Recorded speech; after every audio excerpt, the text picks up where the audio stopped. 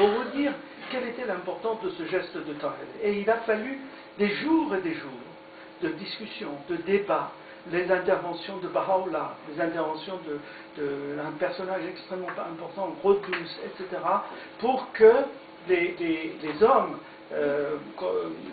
qui étaient là, du moins un certain nombre d'entre eux, commencent à comprendre. Certains sont partis, définitivement, mais d'autres qui avaient des doutes, se sont dit, ah oui, peut-être qu'on peut envisager l'avenir différemment, etc. Et Gobineau rapporte, probablement c'est un discours imaginaire, on ne sait pas quels étaient exactement les mots que Tahiré a prononcés devant l'assistance, mais il a parlé de l'avenir, du changement de l'ordre du monde. Il a parlé comme ça. Pour vous dire, c'est pas une poétesse, il parle de changement de l'ordre du monde. Il dit c'est un monde nouveau qui va venir. Et il dit dans ce monde nouveau, l'homme et la femme seront égaux. C'est ça qu'elle est en train de dire. Donc elle était inspirée du babisme, ce mouvement qui était en cours en Perse. Et il dit que pas seulement les hommes, mais leurs femmes et leurs filles doivent participer à ce mouvement de cet ordre nouveau. Vous voyez, c'était ça son discours devant cette assemblée d'hommes. Et c'est elle qui a été l'agent le plus actif pour la rupture radicale avec le passé. C'est quelque chose d'extraordinaire de constater ça. Ça a été vraiment un agent extrêmement actif de cette rupture avec le passé. Si vous permettez, je vais lire un poème de Tahiré. Il faut que je le retrouve. Très court. Parce qu'on n'a pas... ben voilà, c'est justement la feuille que je ne trouve pas. Alors que je l'avais.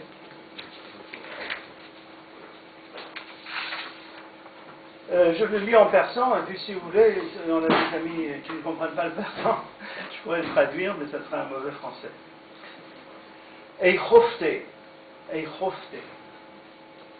خفته رسید یار برخیز از خود بنشان غبار برخیز هین بر سر مهر و لطف آمد ای عاشق زار یار برخیز آمد بر تو طبیب غمخوار ای خسته دل نزار برخیز ای آنکه خمار یار داری آمد می غمگسار برخیز ای آنکه به هجر مبتلایی شد موسم وصل یار برخیز ای آنکه خزان فسرده کردت اینک آمد بهار برخیز هان سال نو حیات تازه است ای مرده لاشپار برخیز. En résumé, barkhis veut dire lève-toi. C'est un appel à se lever, pas seulement se lever mentalement, moralement, mais se lever. C'est une femme qui s'est levée. C'est la résurrection. Pas seulement la résurrection dans le sens dogmatique du terme, parce que justement, un des termes, c'est qu'on va se lever tous à la fin du temps, et chez Ramadan, il dit que ce n'est pas une résurrection physique. C'est ça. C'est pour ça qu'ils ont été très, très heureux, tous ceux qui étaient modernes, entre guillemets, disons, pour poursuivre ce mouvement. Mais là, il dit, lève-toi, toi qui attendais toujours un monde nouveau. Et à la fin, il dit, c'est une année nouvelle, c'est une vie nouvelle, ô toi qui es mort et décomposé, lève-toi. Ey morde lâche-part, barkhis.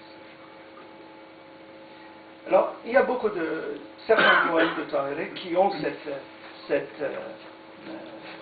cet appel à l'élévation.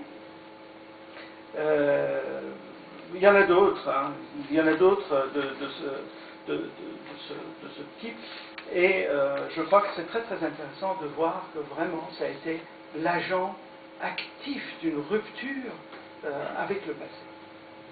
Et le fait qu'une femme, vous voyez le symbolisme qu'elle a utilisé, parce que pour dépasser les limites de son environnement, je vous ai parlé de ce milieu de Mossahed depuis 13 siècles, ayant vécu dans une grande famille de l'aristocratie religieuse, j'allais dire, depuis 13 générations. 13 générations, d'après ce qu'on sait jusqu'à maintenant, peut-être même ça va au-delà, eh bien, qu'elle puisse briser ce tabou si fort, vous voyez, qui même aujourd'hui est un symbole.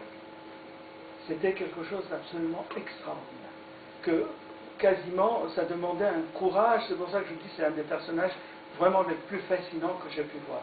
Toharé devait avoir à peine 30 ans, un peu plus de 30 ans à cette époque-là. Voilà. Alors, donc, après cet événement de Badacht, où il y a eu cette déclaration très très forte qui a été faite, les participants à cette rencontre, à cette conférence, c'est une grande conférence, se sont éparpillés. Un certain sont allés vers le Mazanderan, notamment Toharé est allé vers le Mazanderan avec Baha'u'llah, parce que Baha'u'llah était d'origine de Mazanderan, de Nour, et ils sont allés et évidemment ils ont été attaqués. Ils ont commencé par être attaqués par un certain nombre de gens, et particulièrement par des populations particulièrement fanatisées par l'entourage, je dirais, c'est essentiellement les prêtres. C'est eux qui étaient là comme agents actifs d'opposition et de conservatisme.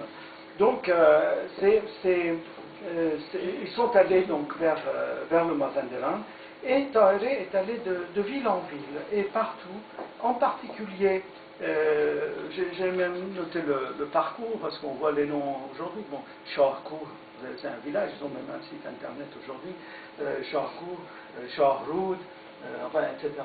Et ils vont jusqu'à...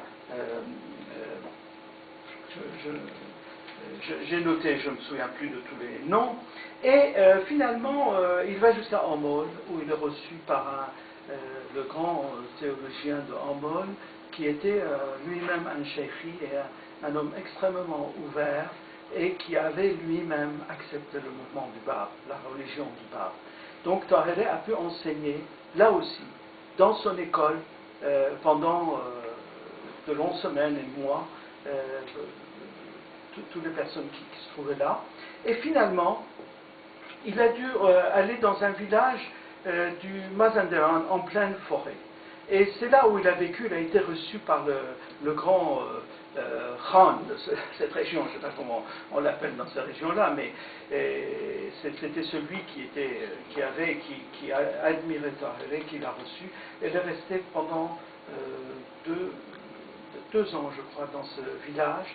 Et c'est là où elle a été arrêtée, parce que Tariq Khan Amir Kabir, qui était le Sadr Azam de l'Iran, le chancelier d'Iran, qui lui-même était un homme qui voulait entraîner une réforme en Perse, qui a fini par être lui-même également assassiné par le Shah, eh bien, a envoyé ses sbires, enfin ses soldats, et ils ont arrêté Toharé.